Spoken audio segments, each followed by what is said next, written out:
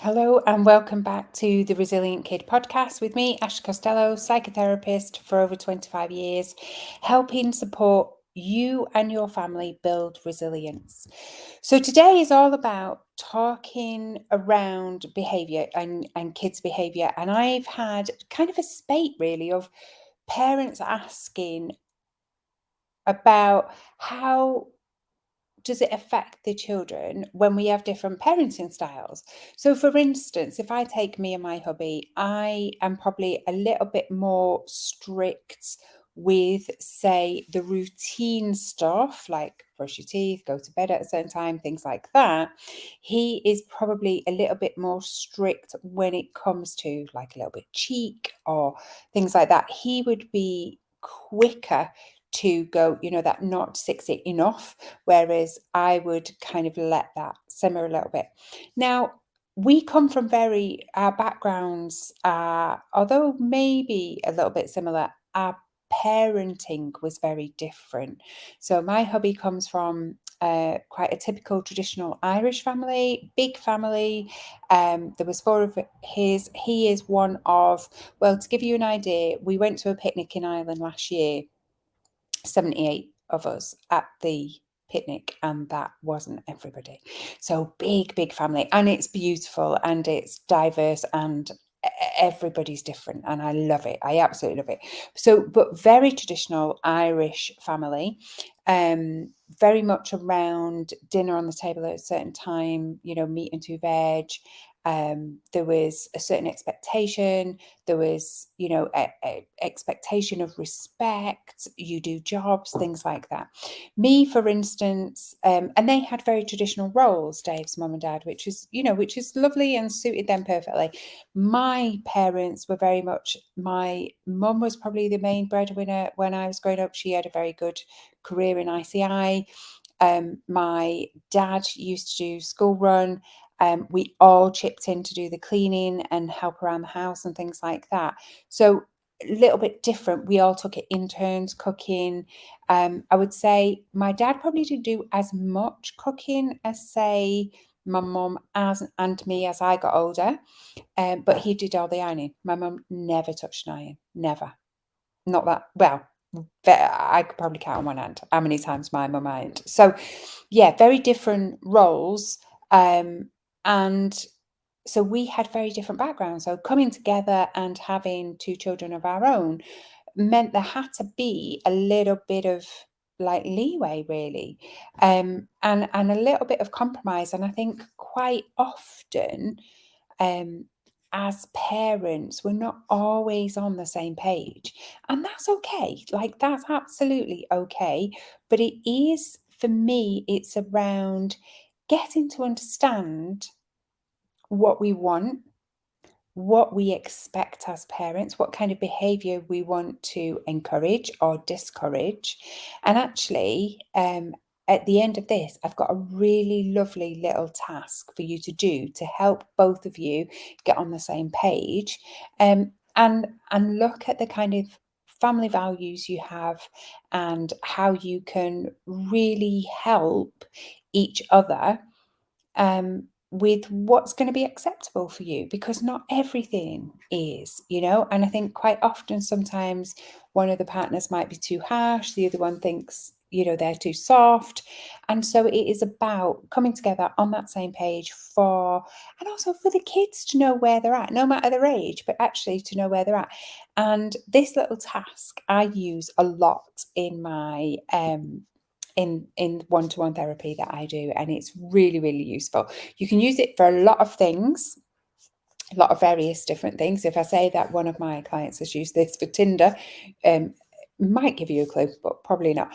But this is a really good way, a really good exercise of you both sitting down and working out what you want.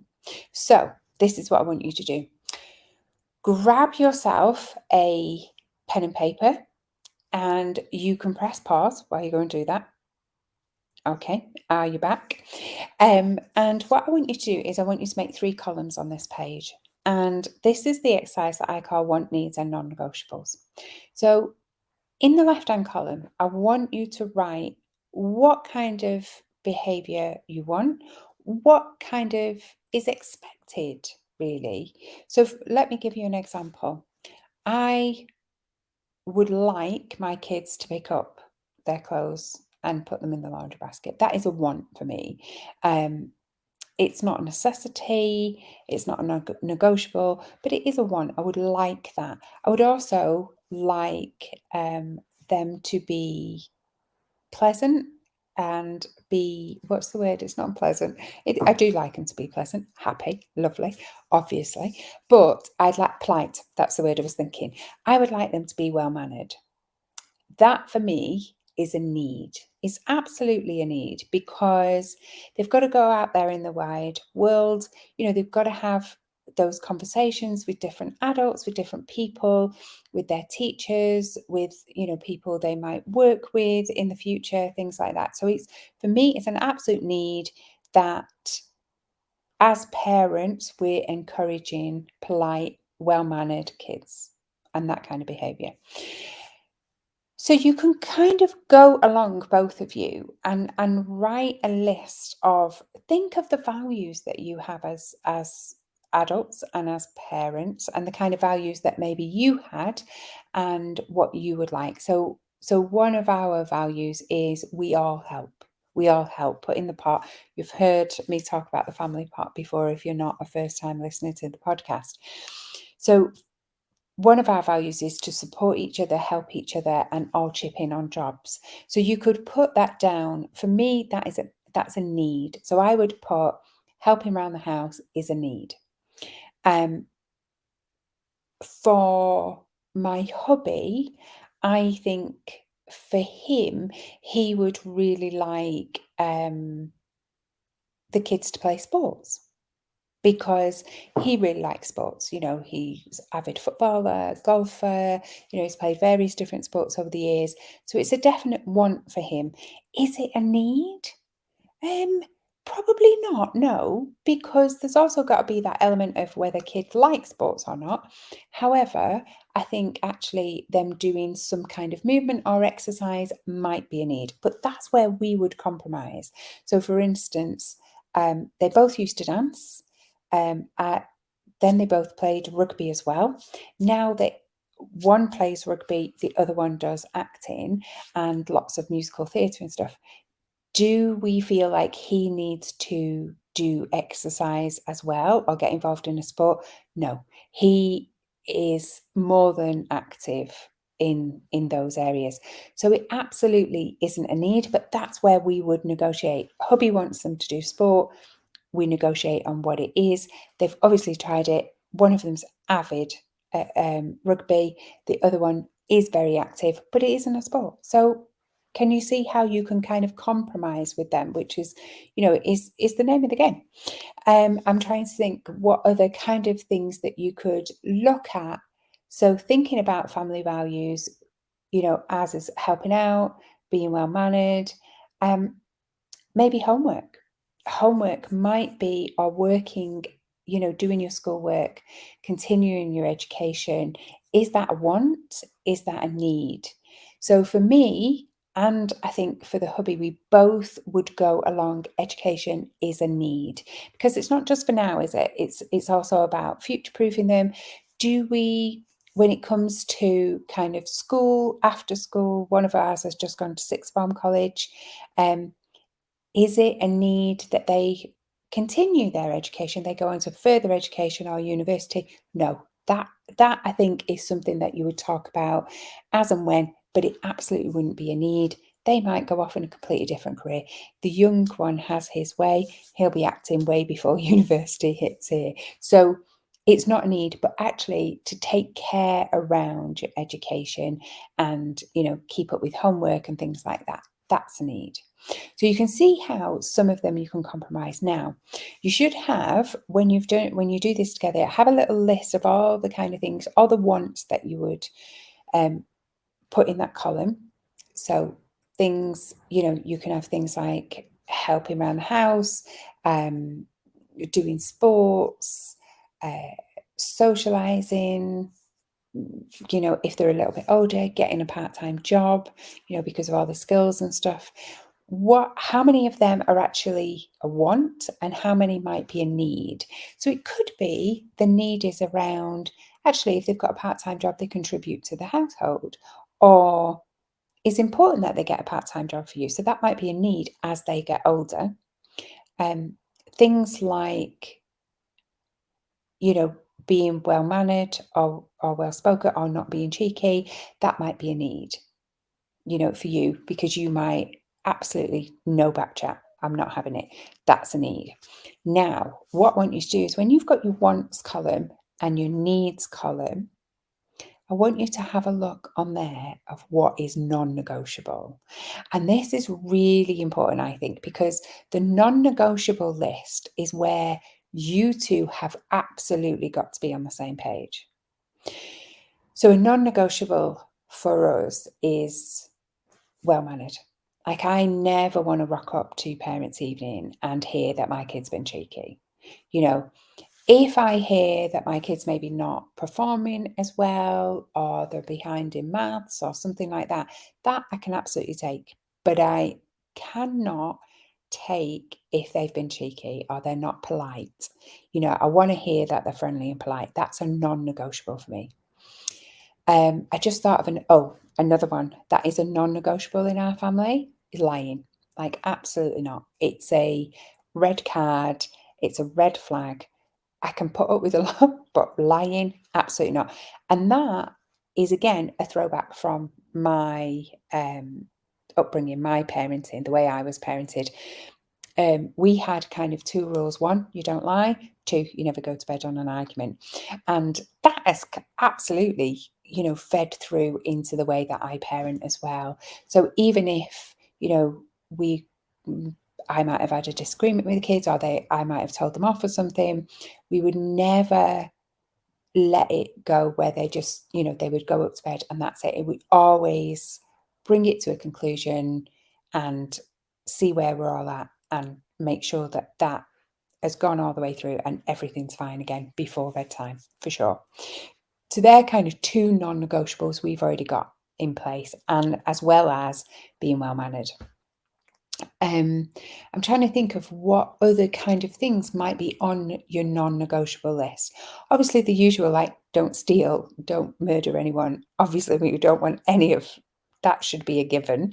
But actually, are there other things like be kind to your siblings? Now, I'm not saying that they're not going to have a disagreement, but actually, the culture sometimes is, oh, well, it's siblings, they always fight anyway. Well, hold on, you're the one who runs that culture. You're the leader of the pack.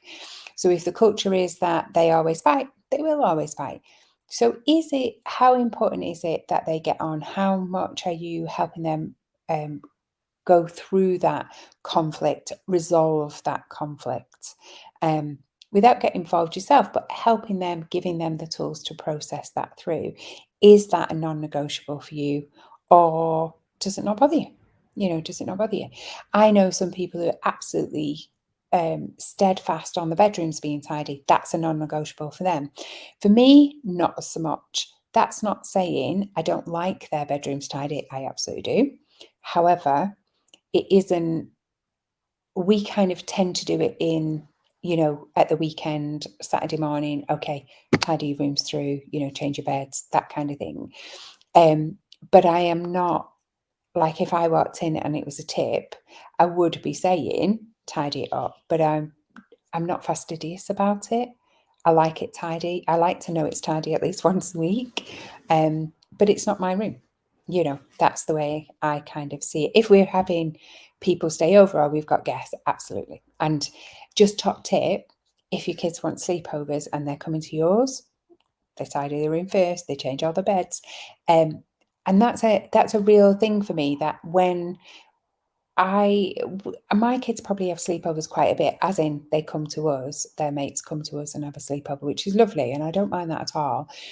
But there are a couple of considerations. One, have you got time to tidy your room and change your beds? Because, my youngest is 13. So realistically, they can do all that themselves. So that has to be done, as does the bathroom. the bathroom has to be clean as well. Also, have I got the capacity, like have I got the headspace to be able to manage a other child or a late night or whatever else it entails, like cooking dinner or getting pizzas or, so it doesn't matter if it's a financial implication, if it's a headspace stuff. Also, so don't be, think about, have a kind of little temperature check of where you're at before you say yes to a sleepover. That's my top tip for that. But if the kids want to sleep over, they actually make sure they do all the prep for it. So think about that kind of thing. The other, think about where your differences come between if you're in a couple, then you can look at those differences. If you're a single parent or you're parenting on your own, and I think there's a lot of pressure when we're not parenting in the same household, but we do co-parent from another household. Sometimes, and hats off to you, to those who do that, I speak to a lot of parents who do that, and that's brilliant if you have got a great relationship. But that relationship is not always great. That relationship sometimes has broken down because that's why you're not together. And actually it's very difficult. As much as we'd love to say, as adults we all should be adults and we need to get on for the sake of the kids while we're parenting, it's not always that easy to do that. So one of the things that I would say is, if you are able, obviously make the big decisions together. And you can do this. I've done this with a couple that are separated, where they both came up because they also had other partners involved. And so it was like, okay, well, where are the boundaries? Where are the rules? Because the kids are getting quite confused. And we did this exercise together, and actually it was really great because it's there in black and white. Actually, that's a non-negotiable. Pick your clothes up. That's a non-negotiable for them. That was for them. And so you kind of but all know the rules then, which is brilliant. That said, if say you don't get on with your co-parent, or it's very difficult for you to get on with the co-parent, what I would say is, you do this exercise yourself and you stick to them. Kids are very adaptable, and they're very flexible. So when they go to one house, they realize that the rules there are those rules. And when they come to your house, the rules are set here. And don't worry about playing good cop, bad cop. I've got a parent at the moment who, the kids are going to one parent, playing on the consoles all day or on the phones or in the bedroom. They're not really doing a lot. So when they come back to the other parent, actually they're finding it really difficult to instill the rules and how you do it. But actually what they found is that over time, sticking to them, their behavior has become better. They eat better, they sleep better, they are so much better at the house who have got the rules. And there's almost been like, why are they so good for you and they're not good for me? Well, attention. Kids like rules. They might complain, they might push against them, but actually it helps them. Boundaries and rules help them feel safe. And that doesn't mean say you can't be flexible. If you are parenting on your own, then really think about what is acceptable. And you can do this with the kids. Like I've done this before, this exercise with mine, where we talk about our values as a family, but then we also talk about what is acceptable, what isn't, what kind of things we want. And they can put on that list as well. So things like, we occasionally have like a theme night. So it will be something like along the lines of, right, we're going to cook an Italian meal or a Mexican meal or whatever. Or it could be, and that's what they will pick. The kids will say, well, we want this once a month. It could be where we do like a kitchen disco. So we all choose music and put it in like a little queuing thing, and we guess who's put on what and things like that. So they like that kind of thing. And actually, it's a really good negotiating tool because they're putting that on the one and we're saying, okay, but we need for you to help with that. So they see attraction, but they also see the effort and the capacity it takes sometimes to put, to do one of those kind of evenings. And it's brilliant fun. It is brilliant fun. And, but actually, if you've had a really busy week at work, do you really want to start be cooking Mexican? Probably not. So, all chipping in. So yes, we can absolutely do that. The need is that we all chip in, and that's a non-negotiable if we all want to enjoy this night. So can you see how it can work? You've got your list of wants, the kind of behavior they want, the kind of rules that you want, then put in actually what do we need? And that might be a need for you, for your parenting style. That might be a need for the house to run better. It might be a need because, you're going between two houses, something like that. And then you've got your non-negotiables. And non-negotiables are the ones that we're not flexible on and that actually is expected. And doing this exercise with kids who are teens, preteens, so kind of 10 onwards, actually really helps them understand what the rules are. Because I think sometimes I had a little client, I say a little client, they weren't a little client at all, they were 14, a younger client, and the other week, and they got in trouble off their mum about something. And when I spoke to them about it, I said, "Oh, and why did you do that?" And they said, "Well, I didn't know."